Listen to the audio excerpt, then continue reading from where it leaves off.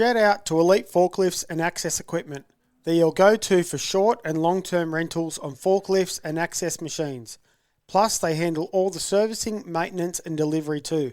They also supply portable toilets and showers for events and construction. Also, if you mention the High Speed Garage podcast when you call, you will get a 10% discount on hire and transport. So for all your equipment and amenity needs, remember Elite Forklifts and Access Equipment. And don't forget the High Speed Garage discount. Everybody out there, I want to know, who wants to go fast? Let's go 120.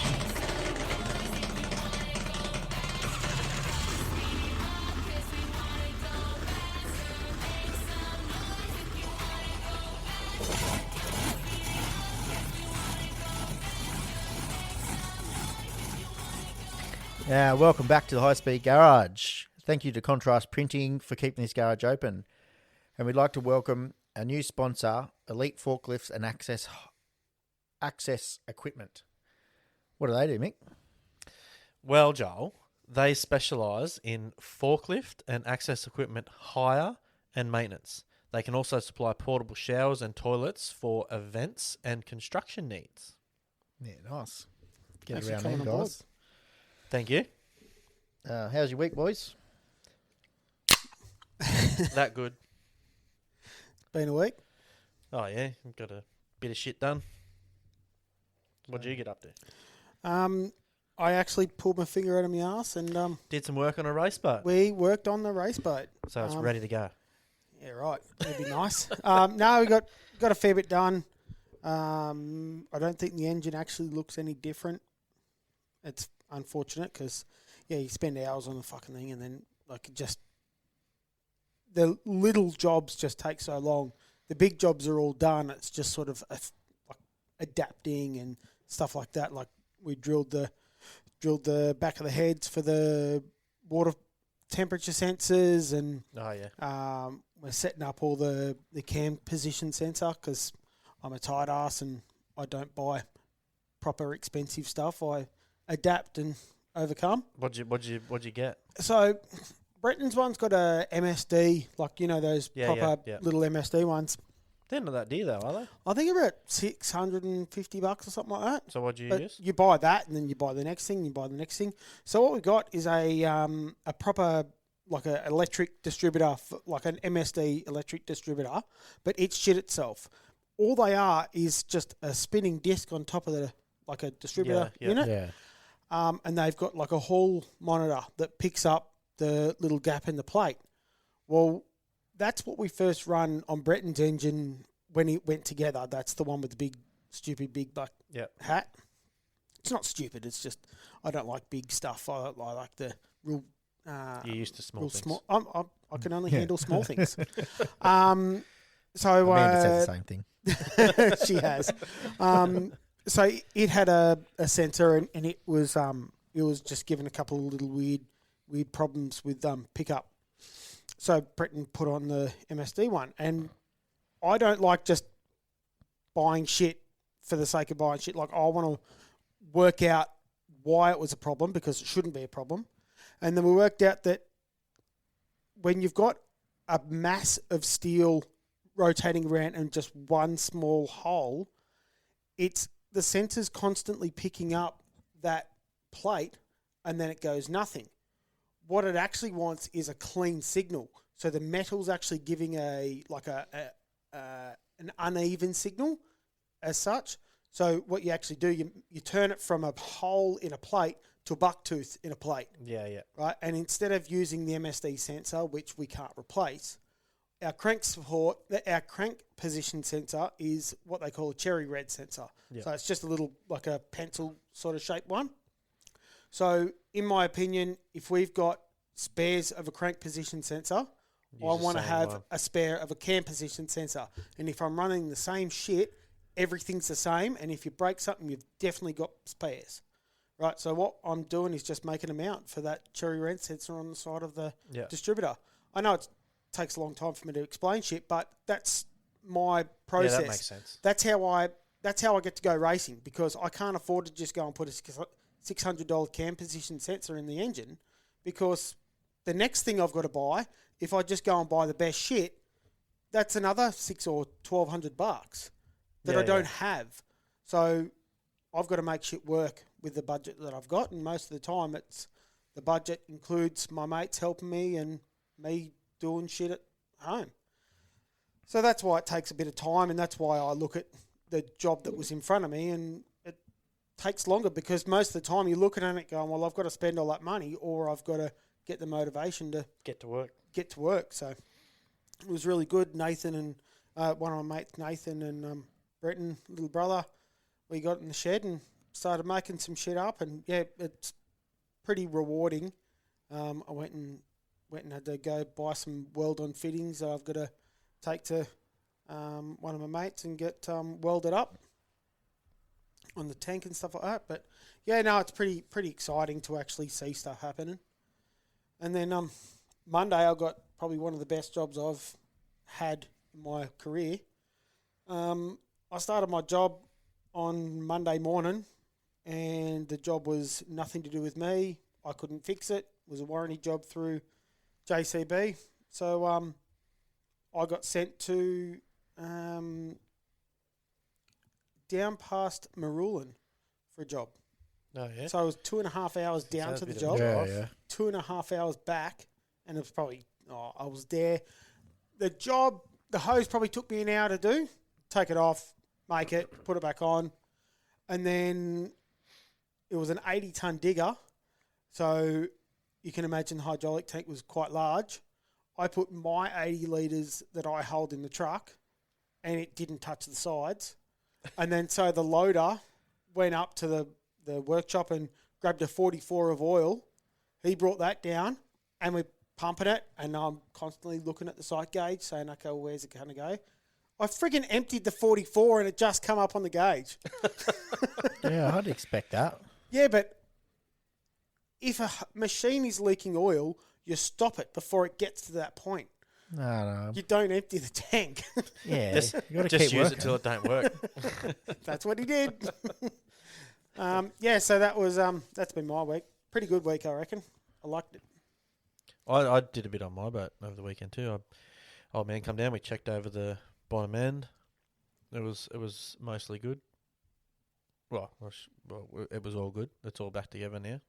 We put the blower and everything back on top, and while it's out, I made some new engine plates for the spare engine. So Oh, you finished them, have you? I've just drilled all the holes. I've just got to cut them out now and mill them to what sort of yeah. shape I want. But Yeah. I've drilled all the holes, so now I can put the mounts back on the engine and put the oil tanks and all that sort of shit back on. What tools do you use to cut that plate out? Because that plate's pretty heavy, pretty hefty. Yeah. Normally, if I'm just cutting a straight line, just a circular saw, Mhm. just with like a Like a proper aluminium bit. yeah, or blade. you could use a timber one. It works as good, just as good. They just don't last that long.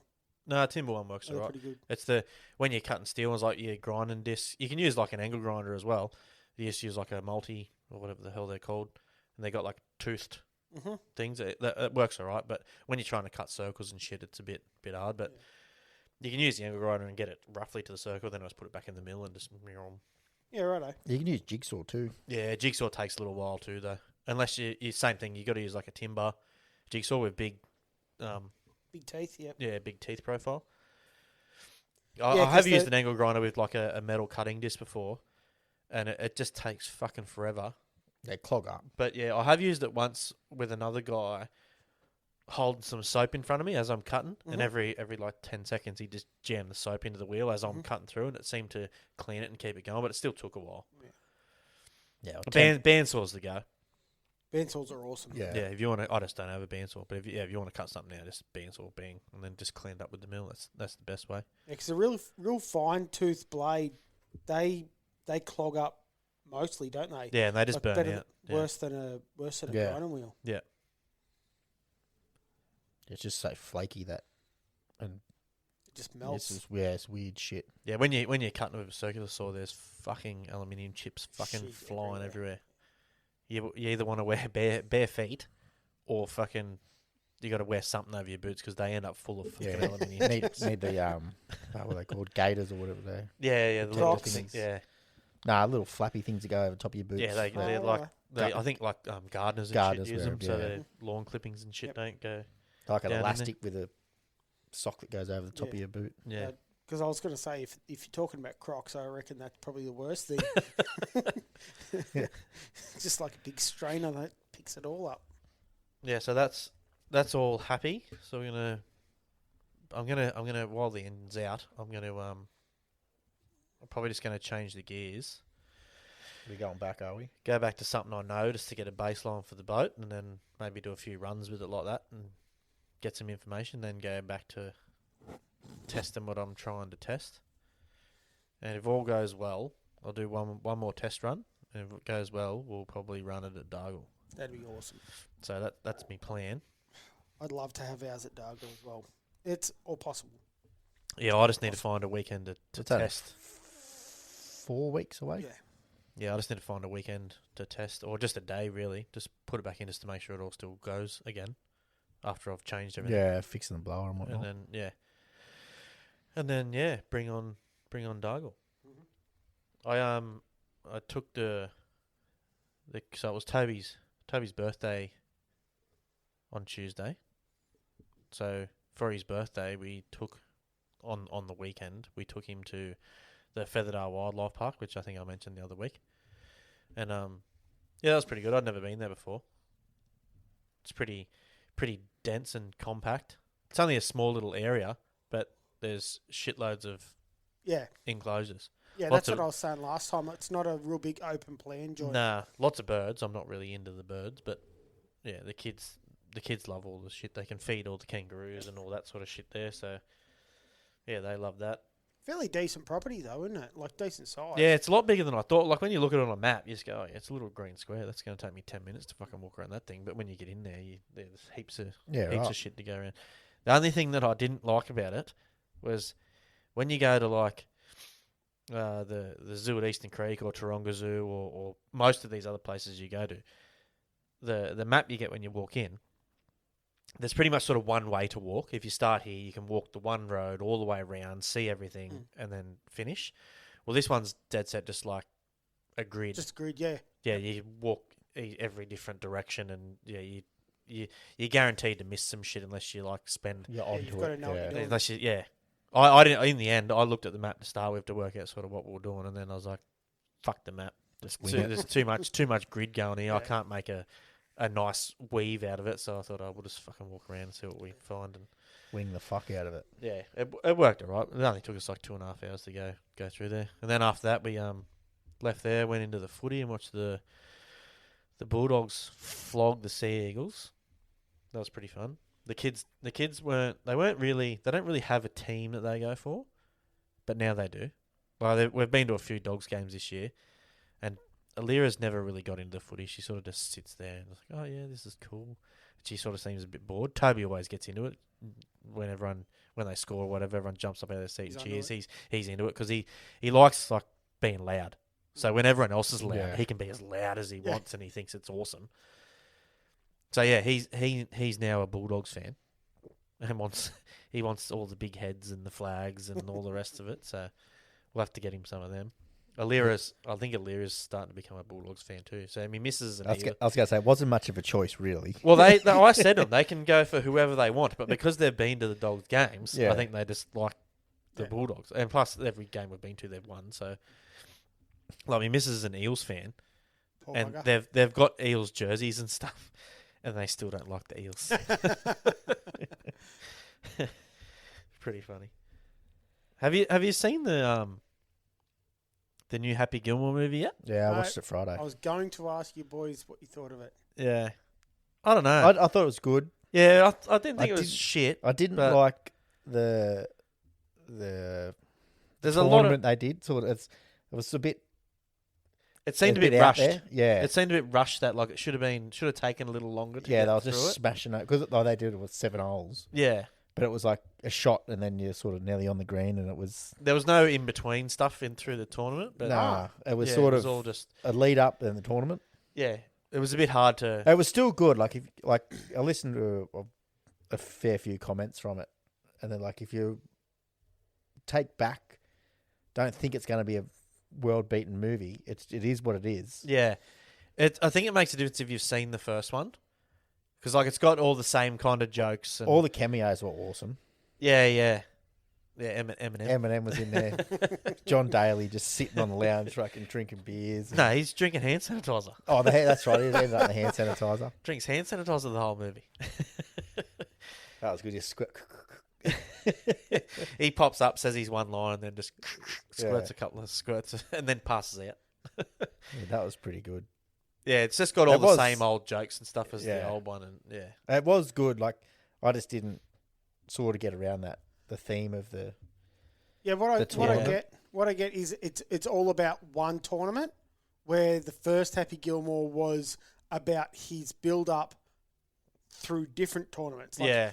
So they just show a little bit of the game. Well, and they then sort of did all that of to life. get back in because he needed to make money. Same concept.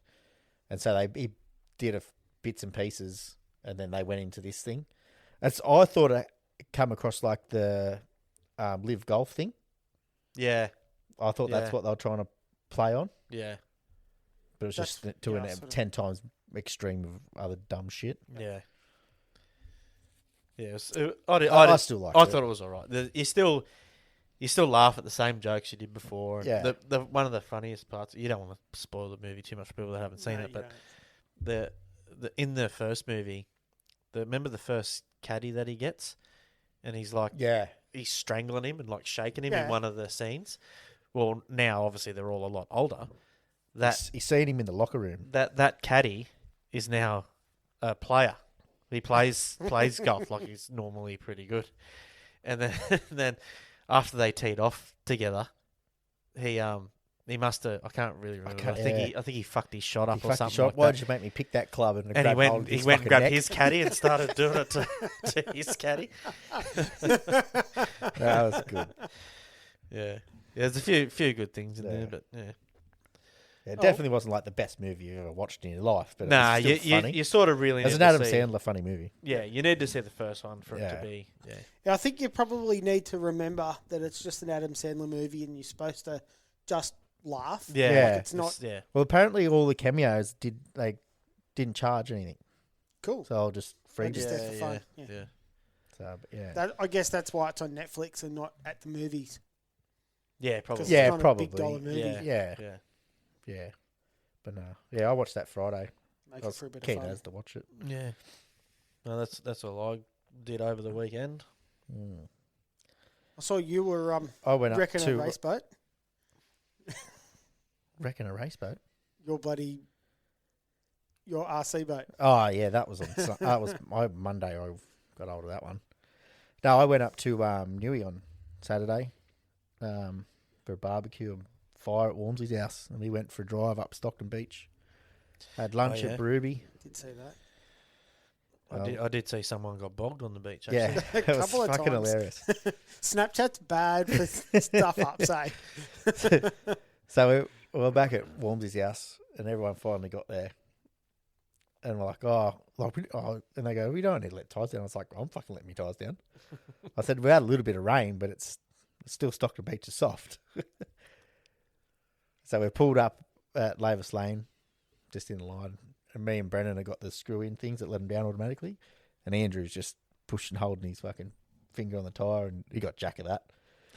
So one tyre had like 25 in it, one tyre had 30, one tyre had 40, and all What's over the shop. What's the thing you're talking about? Like you screw it onto your valve and it goes down. So to a you certain set pressure. you set the pressure inside them. They got a Yeah, little that's spring mad. valve in them. Yeah. So you just wind it on and just go around, and they stop, and you just unwind them. Go off Why you go. didn't Andrew just use that? Well, he was gone before I'd finished doing mine. Them two were gone. I was like, See catch ya. up, yes, right? I know worries. Yeah, you don't have to rush that sort of shit, especially getting on. Yeah, Like, well, that's- so we've drove on the beach all good, got down, and then we're driving along, and he's fiddling with buttons because F-150's got a million Yeah. fucking controls in it. And next minute, I was following him. I could feel the sand was real soft, like as you're following the tracks. Yeah, yeah. I was like, fuck, this is like hard work. Like you can feel the car really trying. Loading up, yeah. And I fuck this. I got out from behind him and just, I was like, oh, this feels a little bit better. And then I don't know if we stopped and kept going, and then he went to get going, down. I was like, he was stuck straight out and on the phone taking photos. And lucky I had a web sling in the back for like a snatch strap sling. Otherwise we were stuck because no one was deep. He wasn't deep, but yeah. So I just snatched him out. He should have drove it down like through the surf. We did. Sand's nice and hard there. They did. A couple of fucking drop offs, and I missed a big. They said they've come over a big, decent drop off. Yeah. I was like, oh, I must have missed that one. Luckily, because we were weaving in and out of the waves. Yeah, it's pretty hard to see them in some Yeah, places on the Stockton sand Beach. just there. ends. Yeah. You catch it right at the end, you just anchor it, so it just knocks the edge over. Yeah. You just sink in through it. But yeah, that was a pretty good day. Come back, he got bogged again on the I way saw back. too, yeah. We come on the way back. We seen this dude. He was stopped and bogged. So we did a UE to come back and see if he needed a hand. And Andrew went up beside him. It was like a little ridge. I don't know. It was like maybe not even a metre high. And he goes, "Oh, I just wanted to get a photo like bogged the arse in 2-wheel drive and take a cool photo, old mate." Oh, yeah. But his tyres pressures were still miles high. Yeah. Like you Yeah, could yeah. see they weren't bulging enough. And so he was stuck. And I tried to get him out. But because the Amarok's, I don't know if it's got too much electronics in it, but it wouldn't let me spin the wheels. Like I could snatch him and go and it'd spin and then stop. Like even pushing like half throttle or full throttle. Too much traction. Even that was all shit. turned off. It just wouldn't Sucks. let you spin for Yeah, some right. reason. And I tried to go backwards and it wouldn't let me go backwards because I dug a bit of a hole. It wasn't until James stood on the snatch strap and put a bit of weight that it went backwards and we could get the snatch strap off, Yeah, right. which I thought was weird. So Andrew pulled him out. And then that's right. Andrew come around, pulled him out and then turned around and went beside him to go up the same piece and got stuck. Duh. I was like, you idiot. But I think I can't remember if he got himself off that one or not. But yeah. And then Brandon got stuck in a bit of water. There was water next to like where you can get in 2 spots and there's water. So he went to walk through it, see if he could drive through it. Yeah. And it was like sort of halfway up his shins. Oh yeah, this is good. And then one more step and it was like over his knees, halfway up his boardies. Yeah, right. He's like, oh, fuck that. But then Momentum. and then he was going to drive around the water. And as he drove around to like the edge of the water, it's just sunk like quicksand. Oh, yeah. And then you tap the feet on the sand, and it just brings water up, like, and you just sink straight away. Yeah, So I had to snatch him out of there. But that was a good day. And then on the piss at Andrew's house, I made a bit of a dick of myself What'd you do? for pissed in his pool from standing outside the pool. Did you yell out to everyone and go, "Hey, guys, look what I'm doing"? Yeah, I don't remember yelling it out. I remember doing it, but I don't remember yelling out. But Zerna goes, I yelled out, "Hey, Wormsley, fuck you," as I'm pissing in the pool. Come and give me a couple of swift jabs to the ribs. Dickhead. Oh, fine. I don't know what made me do it. We must have been talking about something about it because we were swimming in the spa earlier. Yeah. And we must have been talking about doing it. And I just did it. Yeah, I think, Yeah, other than that, it was a good day. obviously, when you're swimming in the pool and everyone's drinking all day, obviously everyone knows. But when you see someone piss on the side of the pool, you just Yeah. know. Standing on The edge, best, pissing the into best it. one that I've I seen. was just going to say the same thing. Yeah, best one that I I've know the seen. story. Yeah, it was Brennan's birthday, I think. Yeah, it was a fair while ago. It was probably, I don't know, 10 years ago. Oh, yeah, easy. Yeah, easy. That. Anyway, we're all at his nan's place and we're all swimming in the pool. Summer, hot day. Getting handed beers. We didn't get out. And he swims over to me and he goes, "We've been in this pool for 4 hours. Not one person's got out to go for a piss." I went, "Oh, yeah?" And he goes, "I'm going to make that really obvious." So he got out of the pool and pissed back into the pool. While we're all still in the pool.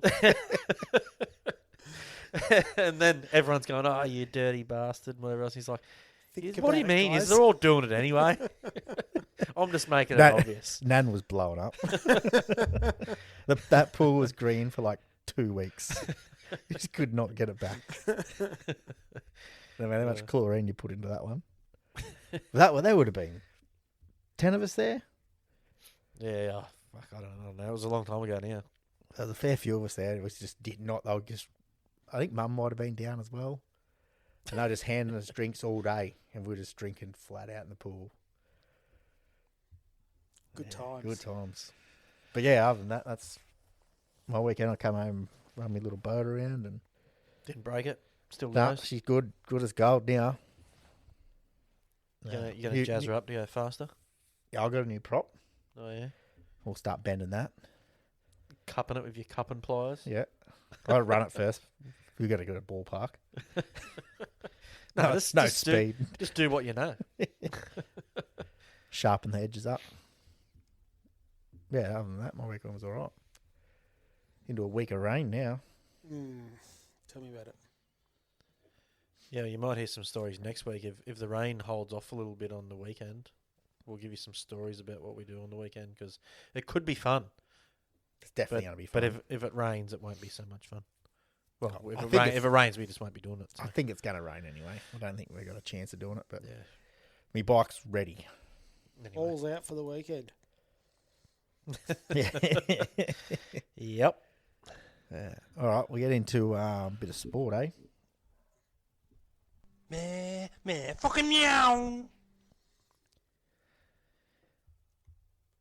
Well, you guys probably know a bit more about this first story than me, but through the week I saw on Speed Cafe Method Motorsport has a driver that's going to be testing for McLaren. Method Motorsport's owned by Chaz Mostert. Yeah. Yeah. He's one of his drivers, Tom Heyman. We have a common sponsor in Price Engines.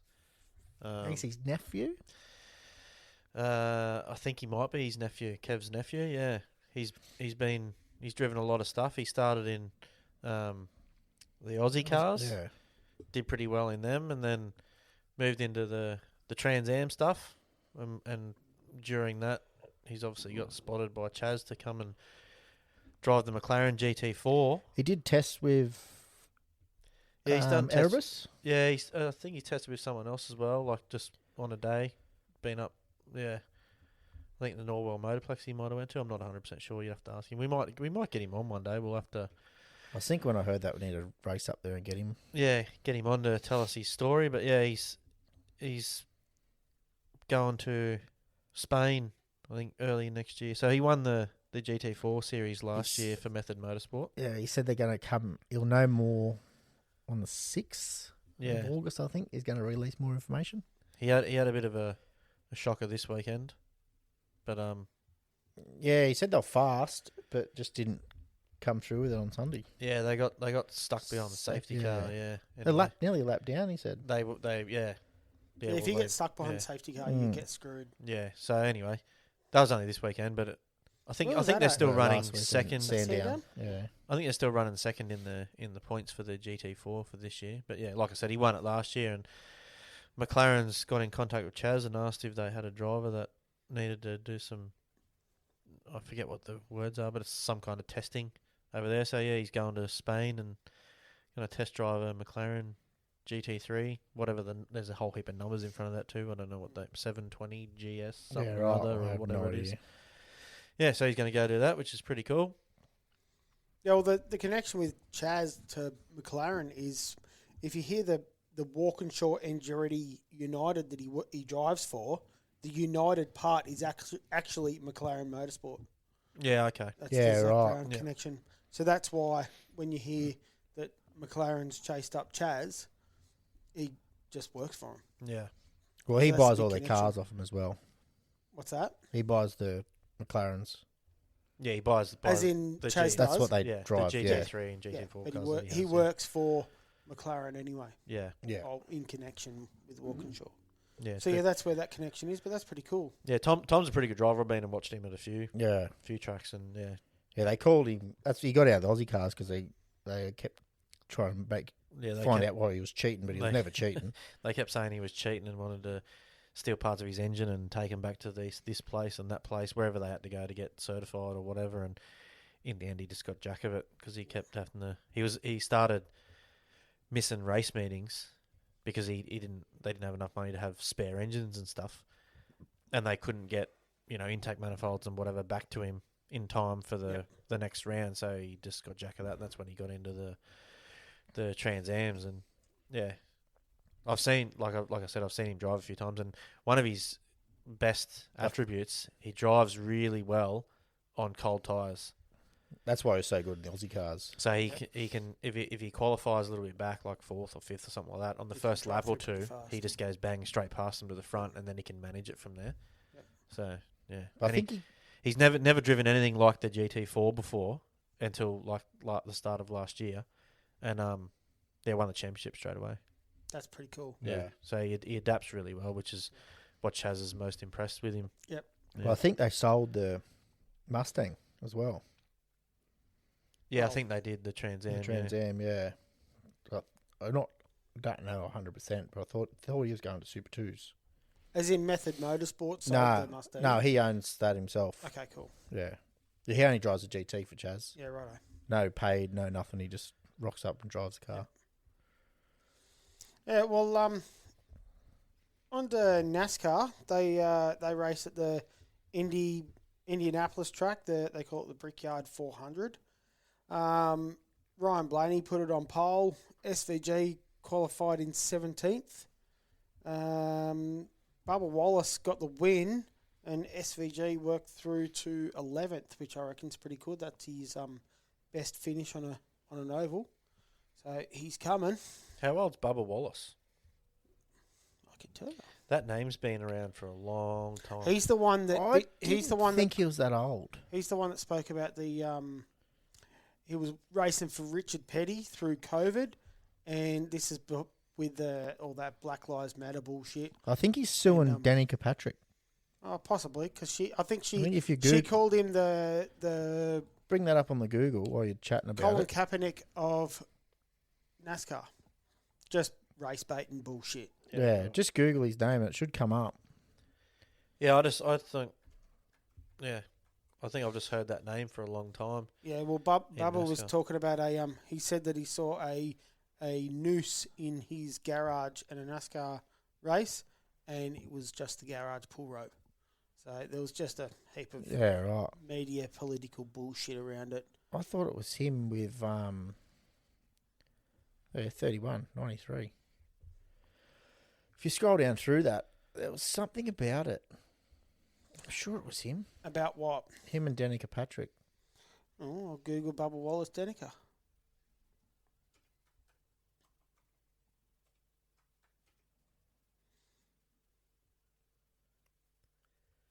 There you go.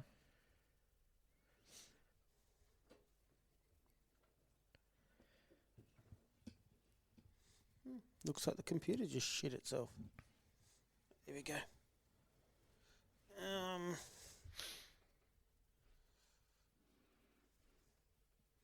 Yeah, and I got getting fuck all information out of that.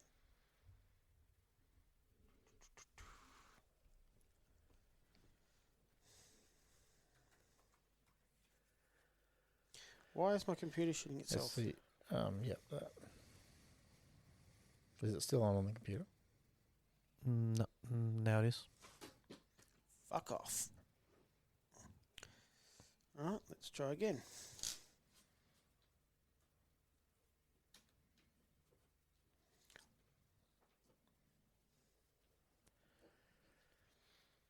Okay, Danica Patrick.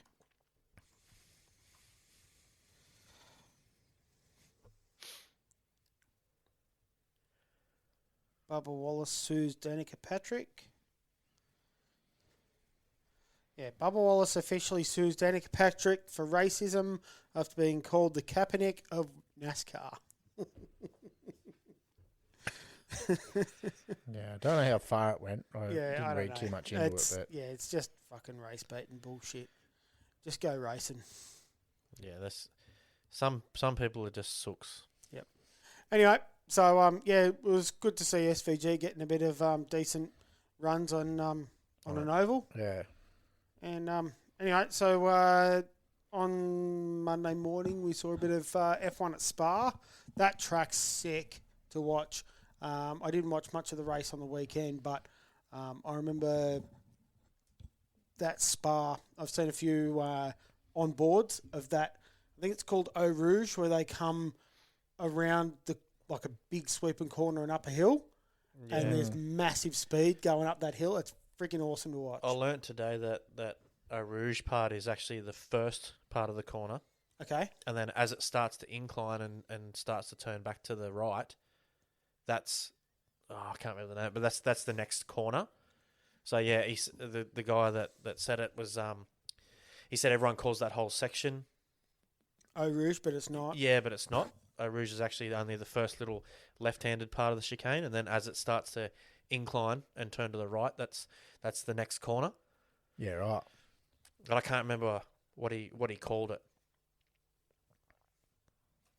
I couldn't even tell you how to spell it up there.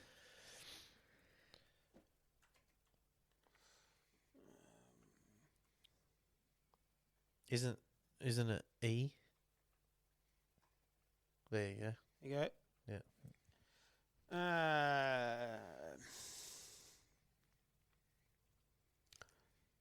Eau Rouge at the Belgium Grand Prix. What's the corner after it? Why is the corner? What is the famous corner in Spa? Rodillon de El Rouge, the most famous part of the circuit. Just kind of why is it called it? The famous left-right-left section of track reaches a maximum gradient of 15%. It's one of the most famous in the world. Eau Rouge itself is a 15-kilometre long stream which runs through the region and passes beneath the track at the bottom of the hill. Ah, yeah, right. Because that's what the river's called. Yeah, okay. Yeah. I should have saved the video, but yeah.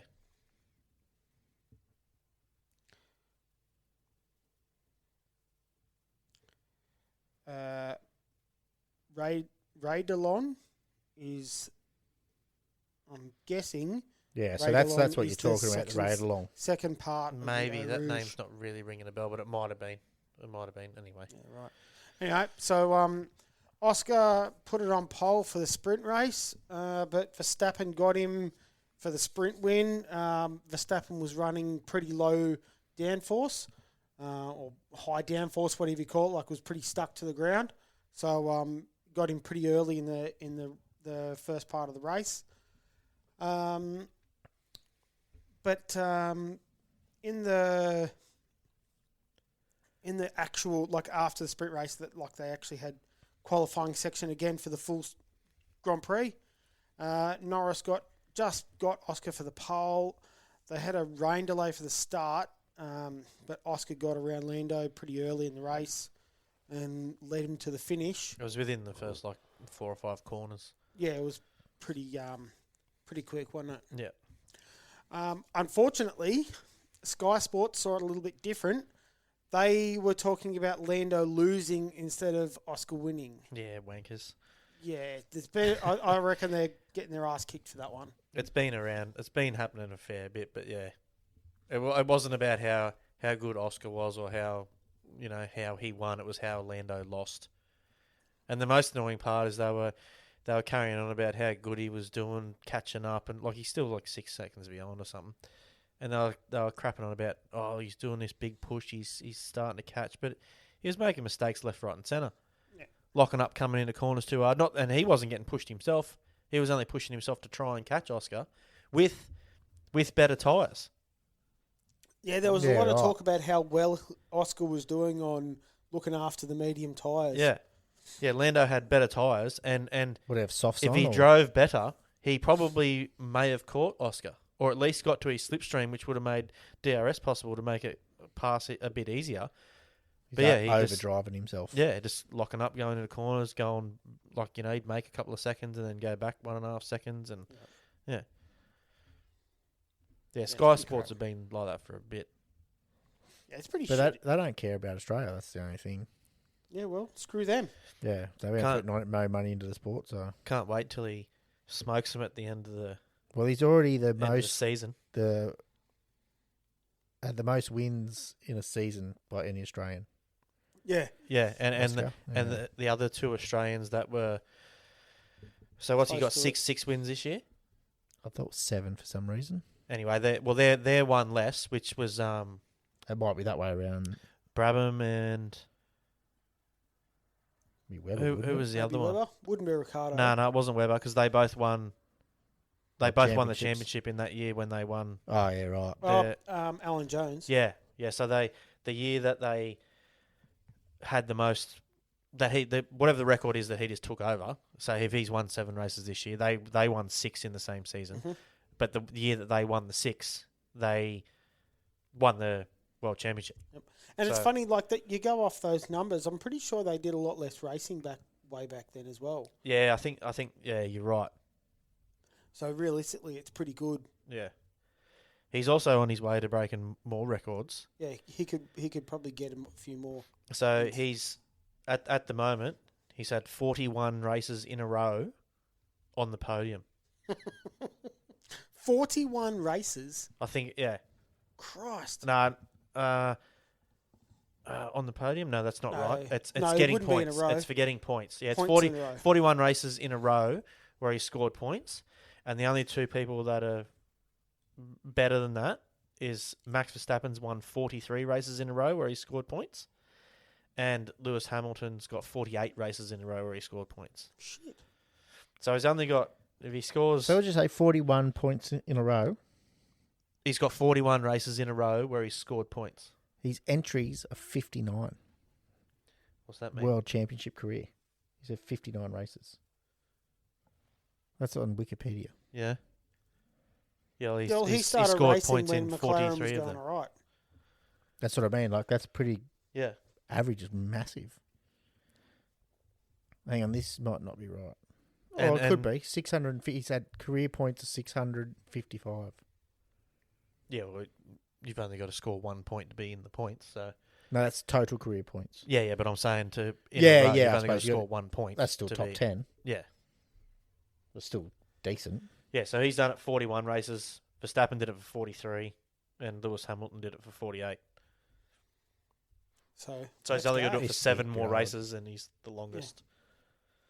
And like they're not talking. And Sky he will Sports do are it. He'll definitely do not- it. I've got confidence. Yeah, Sky Sports are definitely not talking about him like he's actually going well. Like, yeah, they mention that he's going well, but like they don't recognise. Imagine if the people were turned, and Lando was doing what Oscar's doing. They'd be creaming their jeans. Yeah. It'd be bad. It's bad already. Anyway, so we'll jump on to IndyCar. They had the Grand Prix Monterey, which is at Laguna Seca.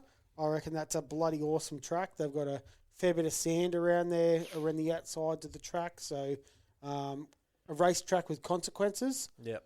And that's the one with that big corkscrew.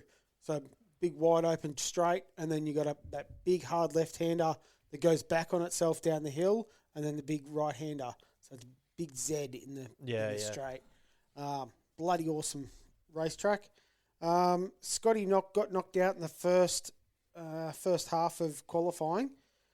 He was P7 in the first group. So it all groups up into the top 6 out of 2 groups, and then that turns into the second qualifying, and then the third qualifying is a fast 6. Yep. All right, so they try and split it up, fast 12, fast 6. Alex Palou put it on pole. Pato Award in second. Colton Herta in third. New Nuffin in fourth. Power in fifth. Malukas in sixth. In the race, Palou got the win. Christian Lundgaard in second. Colton Herta in third. And Pato Award in fourth. Pato has... Yeah, he's still there, but he's not going to get Palou. Like it's...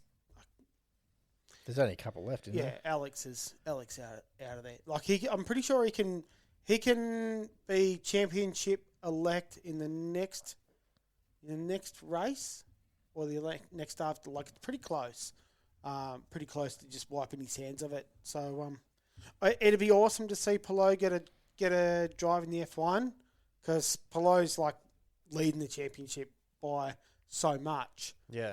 It'd be better to see him jump into a much more competitive sport, like series. Yep. IndyCar is super competitive if you take Palou out.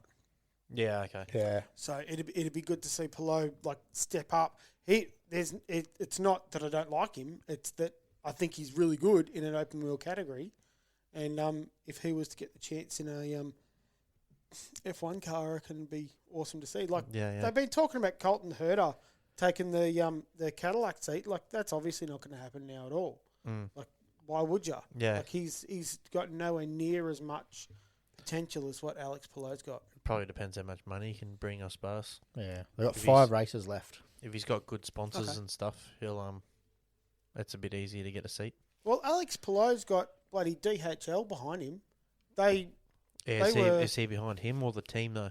Well, they've stepped across to him. So, who was the bloke that had that real fiery crash in F1 a couple of years ago? Who jumped across to Romain Grosjean? Yeah. So he brought DHL back into IndyCar, and then stayed behind him for I think 2 seasons, and then jumped across to Pelot. So Pelot has a DHL now. So I would say unless Chip Ganassi's got DHL across, but as far as I'm concerned, it's a Pelot team.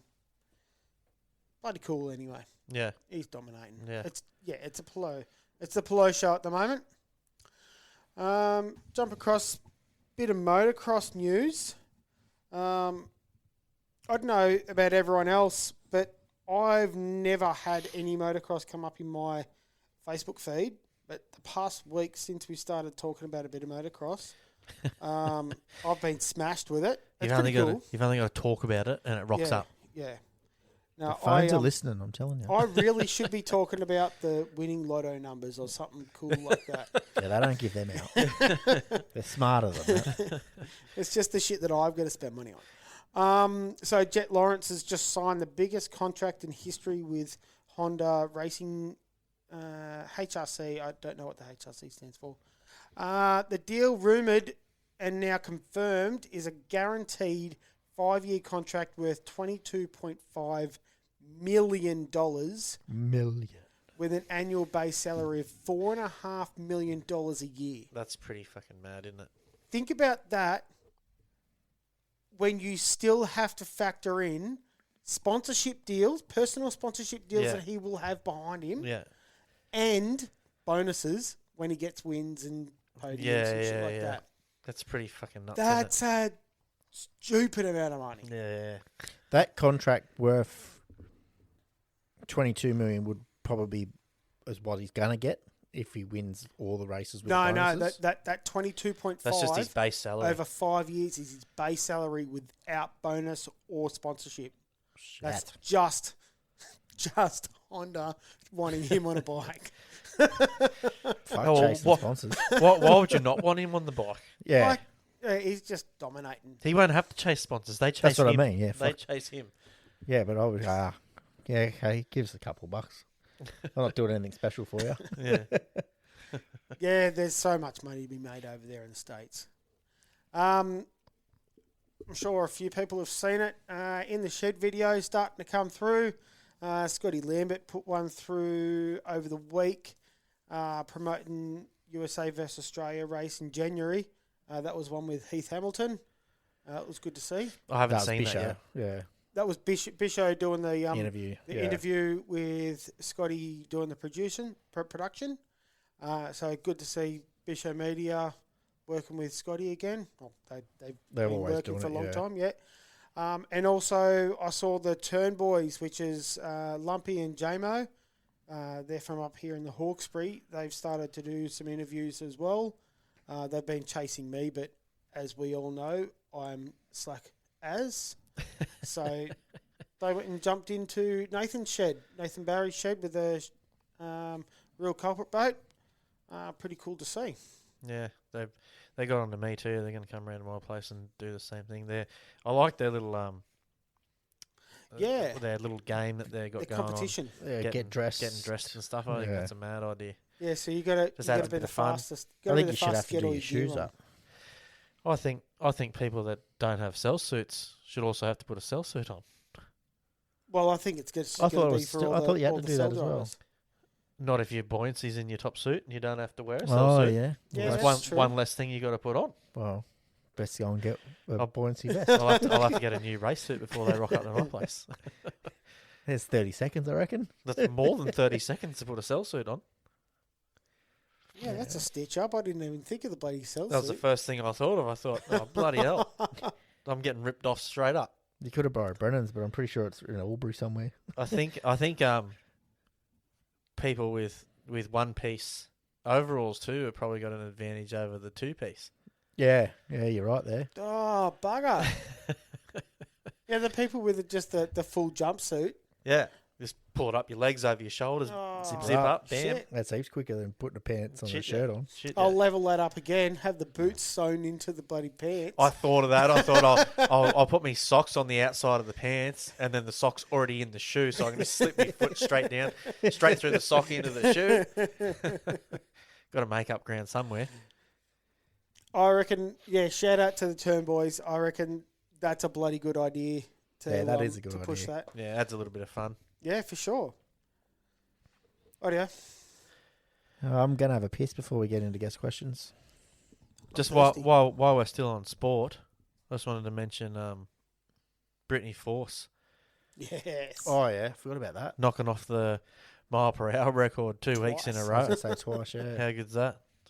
Yeah, bloody cool to see. Bloody cool. She didn't even seem that excited about it. Well, Was she excited for the first one? I didn't see any videos of it. I didn't I've seen see the run, I but- didn't see any interviews with her No, I never seen an after interview. the first one. I only seen runs of the car. Yeah, Yeah, I only seen run to the car. but I think she has been she's been knocking on the door of like she's done shitloads of All three but, 340s. oh, yeah. Like in the last couple of years, like done shitloads of 340s, and then she got like the 341, and then the very next week 343. You'd think that just cracking that extra one, you'd be like, fucking oath. Yeah, yeah, Like, I've been trying for so long. It's a relief to do it. yeah. I don't think they've been trying to do that. I think they've been trying to get ET, Oh, not right. mile per hour. yeah, and don't they've worry just- about the mile an hour. They've just been getting mile per hour. Yeah, right. Yeah, that's fucking cool, that's but Yeah, well, let's beating all the boys. take a break, have a piss, and get a drink. All right, we're back here now, and we'll get into some. We've got a guest question. One guest question. Do better, guys. I've had it sent to me, so I will press play. Hey Oh. boys, Wally from Wilberforce. I have an engine tech talk for you. What's involved in getting an unlimited motor ready for each race meeting? And at the meeting, that is setting tappets, leak down test, print pressure test, etc. Then compare that to say a 6-litre and outboard. How many hours involved on lead up between rounds? Engine management program throughout the season for unlimited boats. So that was obviously obviously someone didn't want to record that. So Jason Cook sent that in, and because he didn't voice it himself, he got his name changed and he got an AI voice. So if you're not going to type him in, you're going to get a funny name and an AI voice bloody recording it. So take your pick. So There's a fair bit to unpack in there. yeah, there is, a but bit. So, yeah, he wants to know about what we do to prep before we go to race meetings with unlimited engines. Well, I don't really know too much about that because I don't really do it. The old man does it. I mean, I sort of watch and learn, and Well, you I sort of. guess it's sort of all the same with whatever engine It's, you but got. they're all I guess. pretty much the same, apart from like you got to check your bit of your blower and whatnot. Sort of. Yeah, Not that you check that a hell of a lot without going to center to get it serviced, but yeah, a general engine inboards are pretty much the same. What you check.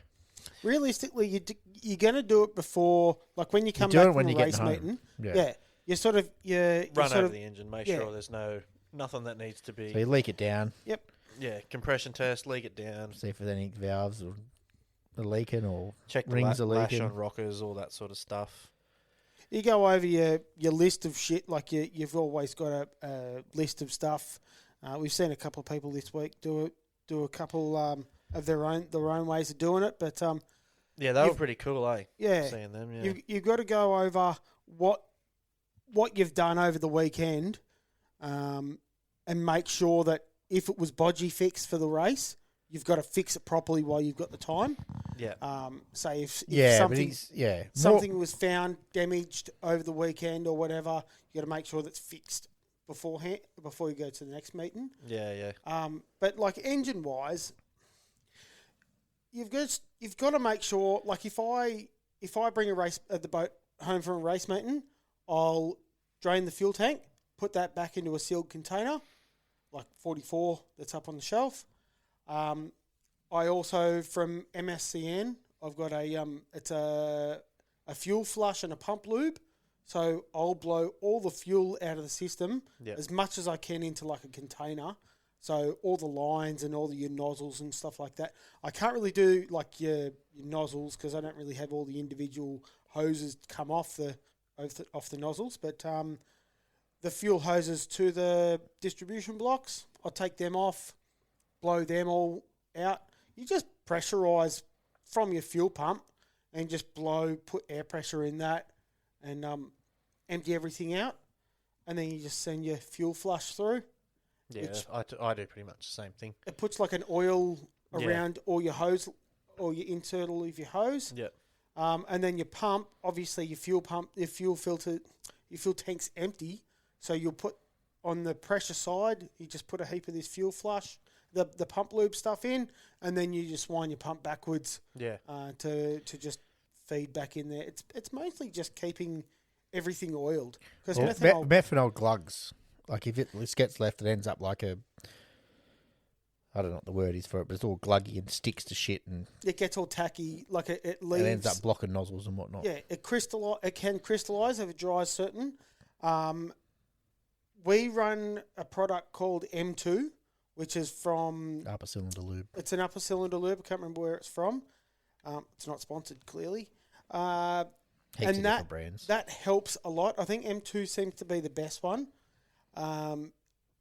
Whenever someone walks behind a boat and you smell like this real strong candy smell, that's usually an engine that's running the upper cylinder lube, and they've always got a smell. You can get them that's not scented, but I prefer the one that's scented. So you smell a drum and you can smell that it's got like a sweet flavour in the fumes. You know that it's got it. So when it goes in the boat, you know that it's going. I wouldn't be putting it in the drum until I'm putting it in the boat. No, you mix a full container into a 44. Yeah, you just put them in a 20-litre drums as you put them in. Send them into a 44. Because I've seen methanol go off when you squirt that shit into it. With the M2 stuff? Yeah, if it sits around with that M2 in it for a little while, you test you can't test it then because the specific gravity of it changes. Mm-hmm. So you don't actually know whether it's still good or it's not good. It's much better just to put it in every time you. Yeah, well, I haven't experienced that issue, and I've left my fuel. When I said about packing the engine down and doing all the fuel clean, I won't do that. Like you say, if I've got a club day and I'm leaving the boat in the shed for 3 weeks, I'll leave everything chock-a-block full of fuel. I won't even. I won't blow it all out or empty you still shouldn't do that. I'll empty the fuel tank, but I'll leave everything full. Well, you won't be full up the top either.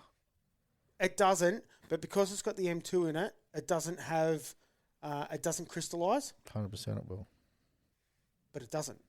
I know it doesn't because I've already done this. Yeah, but only for a couple of weeks. But 3 weeks has been my maximum.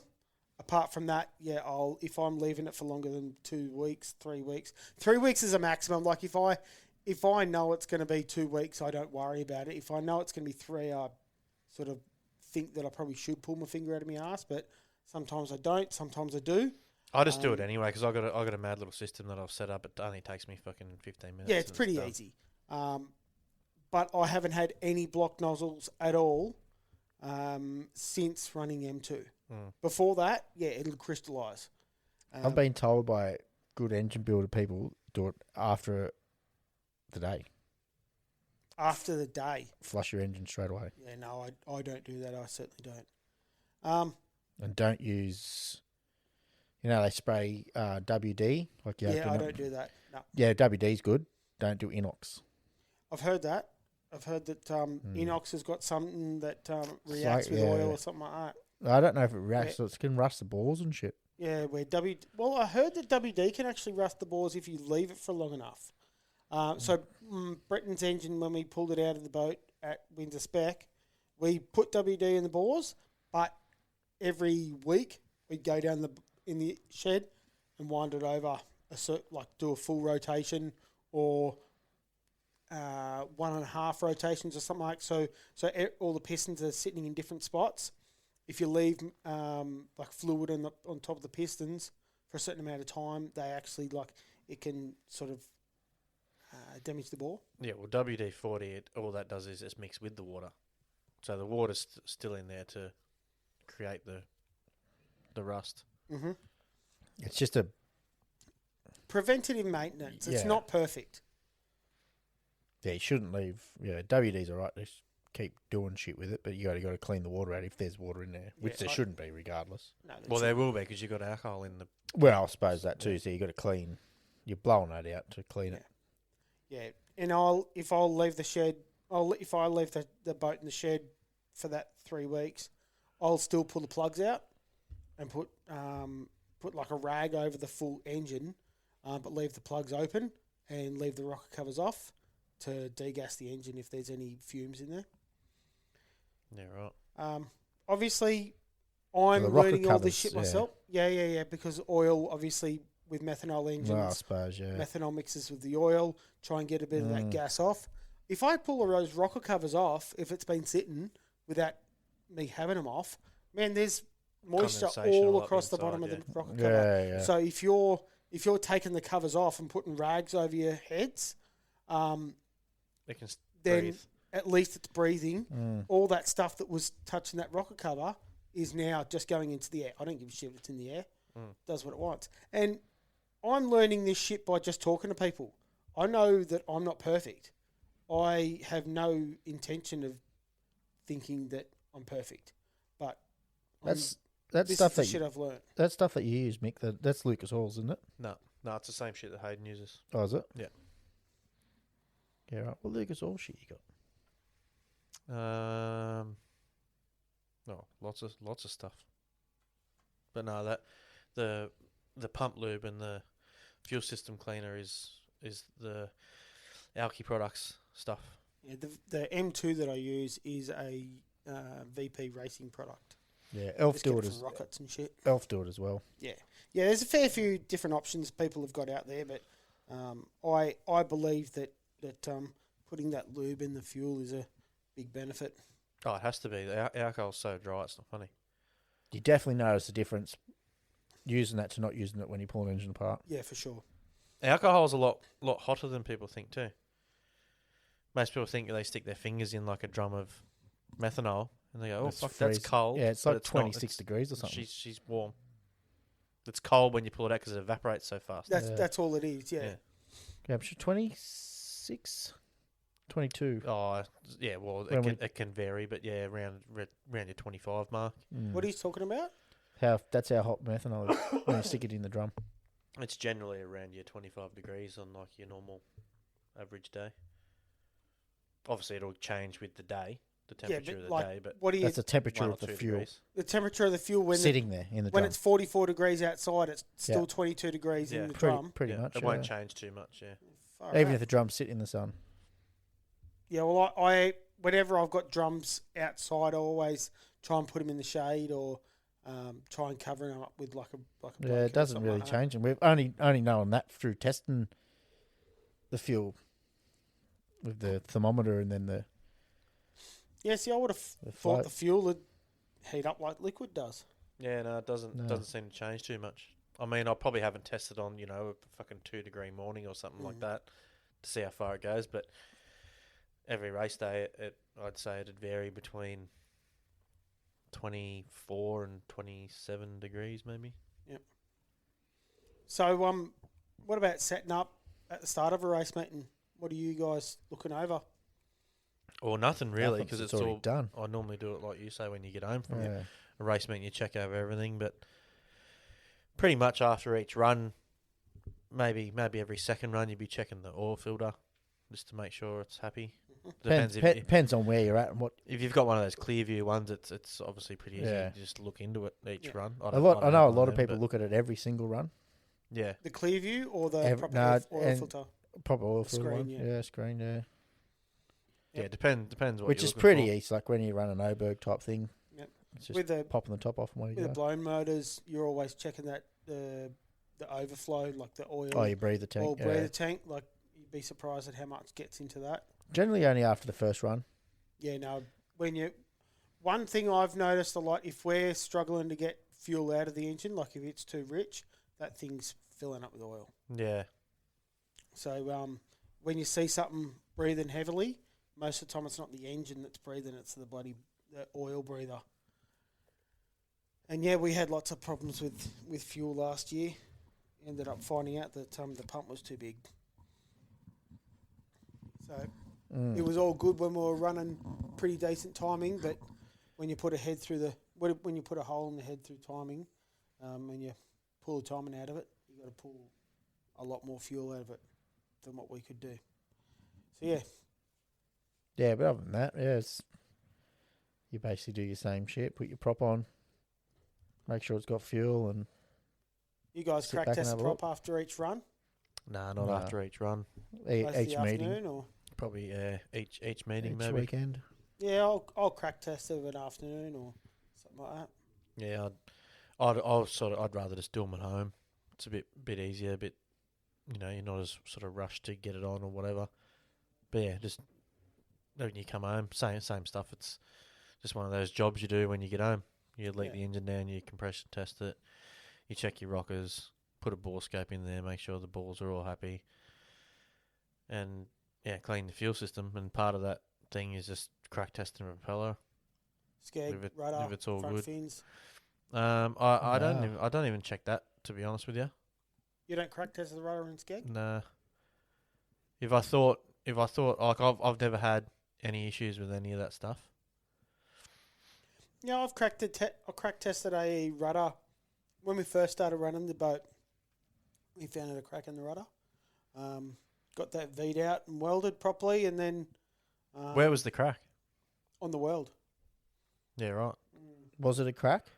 Yeah, 100% a crack. yeah. No, I triple checked that because I couldn't be bothered pulling the rudder out. But I Because you also- can see, because it can look like a crack when they're undercutting the weld. Yeah, no, it wasn't on the undercut. It was actually like through the middle of the weld. as far Yeah, as I remember. right. Which obviously we're So talking up a few and years down, ago. up and down. Yeah, if I remember correctly. Yeah. Right, that's weird. Yeah. Yeah. Remember we did one once that wasn't. That's why I questioned it. Because remember the little quick trip boat, we took the Bruces and got him to weld it up when Pugs thought it was a crack, but it was just the weld. That was workhorse. Workhorse, was Yeah, it? Yeah. That would have been the first couple of years of it Yeah. at Dargle there. Because that was up and down, but that was the edge of the weld. And Bruce said it was the undercut on the weld. Dad had an issue with that as well. He added a bit to the bottom of a rudder one time, and yeah, the weld would always look like a crack, and it got picked up. It only got picked up at one race meeting, but it got picked up at that same race meeting for like 3 or 4 years in a row. Yeah, the certain No one scrutiny else, kept no on one else, picking up on no it. one else picked up on it the whole like 4 years, but the same venue kept picking up on the same crack, and yeah, it was just a part of the weld that wasn't ground down nice and flat and flush and whatever else. Yeah, so it can stuff with your eyes, or like when you're doing the testing, the penetrant can actually go into the edge of a weld. But I've only ever seen one, and yeah, like I know that I'm quite pedantic with that sort of shit. I don't want to be regretting being lazy after it's happened. So yeah, I reckon I'd get my ass kicked if I survived an accident when someone found out that that I'd found a crack and didn't do anything about it. I reckon I'd get my ass kicked. Oh, if you find one, you'll do something about it. But yeah, don't really do shafts, but either No, just replace them. I've never I've never cracked a shaft. Never. Oh.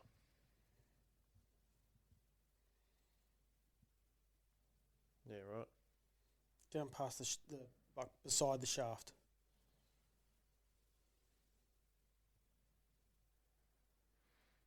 I'll put a photo up on the. Yeah, it's Um, weird. It's weird where podcast things crack. post. I've never seen, like, heaps of people say they bend rudders. You got to make them thicker and whatever else. I've never seen a rudder bend halfway up a blade. Every rudder I've ever seen bend Bent at the post. is at the post, Yeah. which is the fattest part of the rudder. Yeah, That's why I asked where it was. I've seen them cracked through the post,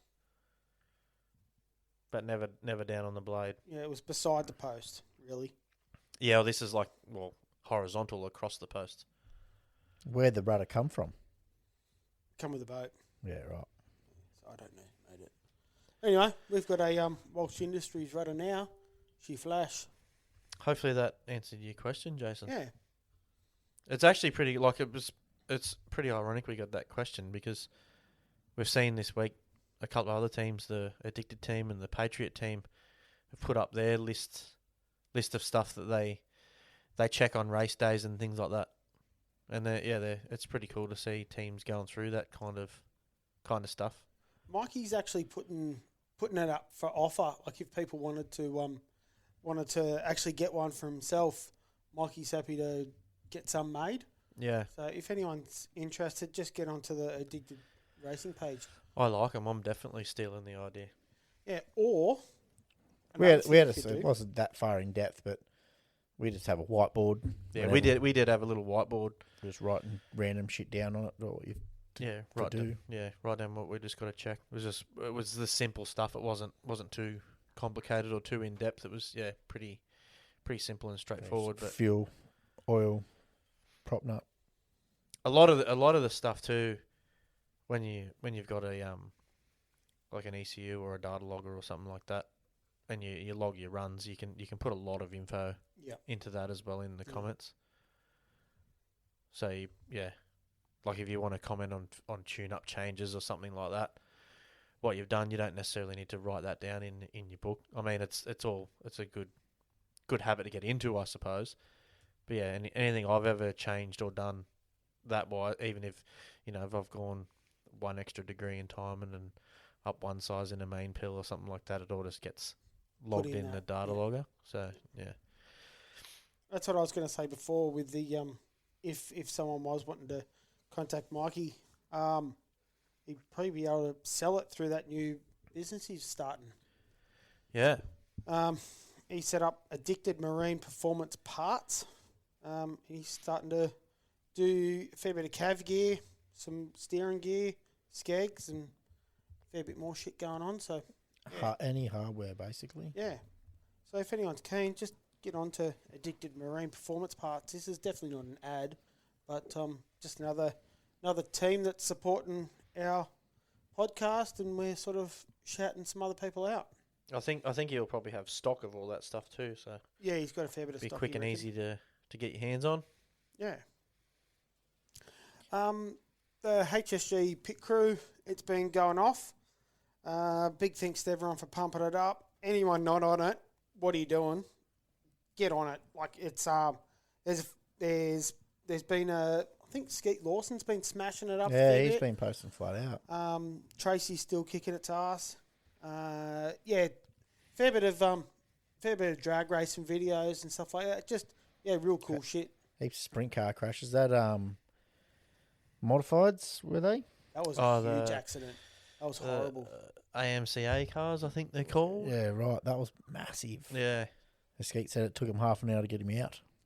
That's it a would do. massive I- accident. Wasn't hurt or anything. He just jammed in there. You didn't get to really see the end Nah, of that's the video, the video, but so I I just assumed that car was that badly fucking bent up. Yeah, he got hit twice Yeah, He got- after he hit the fence. Yeah, he landed upside down on the fence, didn't he? And then landed Oh, in rolled the across racetrack. hit the fence and rolled across the fence, come out, and then I think 2 cars collected him, Poor bastard. and then you sort of don't see the rest of it.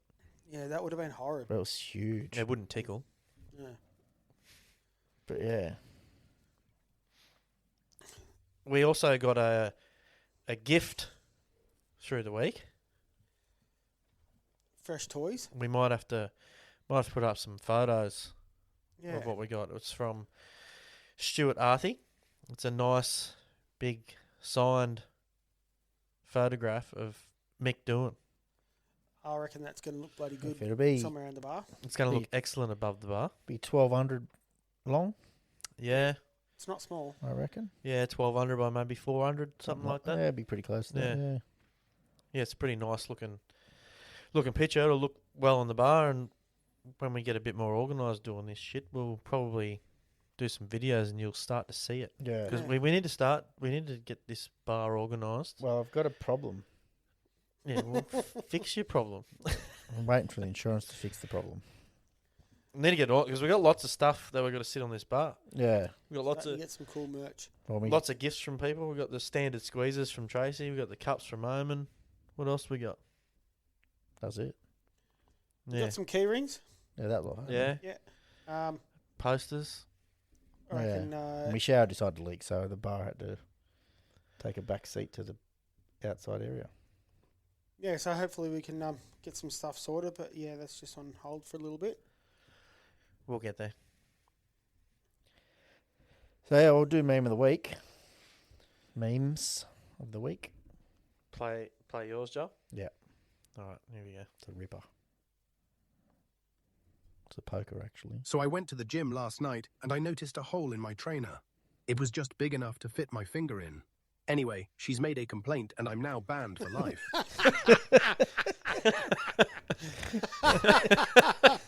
Oh, it's so fucking good.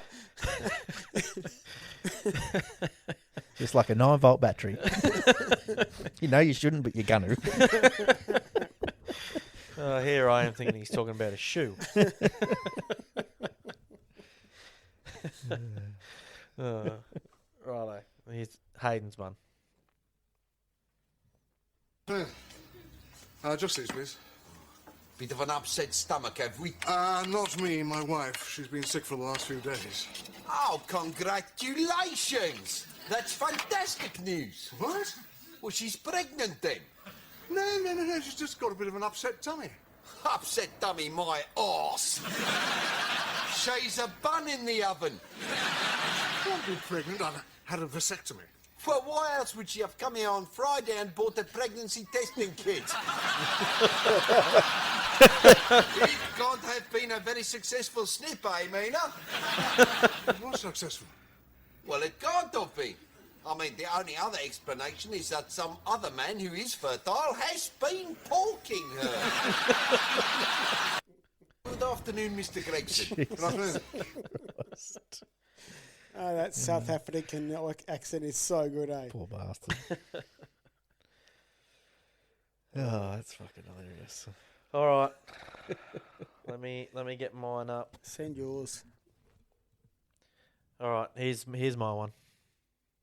What can I get you? Chew. Oh, I'll just grab a less. Less. What's a less? The doctor said that's what I should be drinking. I've heard that a few times. It's fucking good.